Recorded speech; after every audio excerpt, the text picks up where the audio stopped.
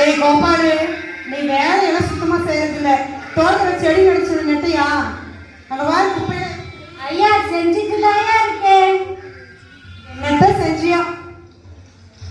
டேய் கோபாலு, இந்த காட்டுல என்னடா பண்ற? அதையா பண்ணிட்டு இருக்கேன். இந்த காட்டுலயா? என்னை அலைய விட்டுட்டு நீ இங்க இருக்கிற என் ஆட்டக்கான இந்த காட்டு பக்கம் வந்துடாடா. என்ன அங்க சத்தம்? ஐயா என் ஃப்ரெண்டு வந்திருக்காரியா. ஐயா வணக்கம் ஐயா. உங்க காட்டுல என் ஆடு வந்துச்சுங்களா ஐயா? ஆடு வரலமா.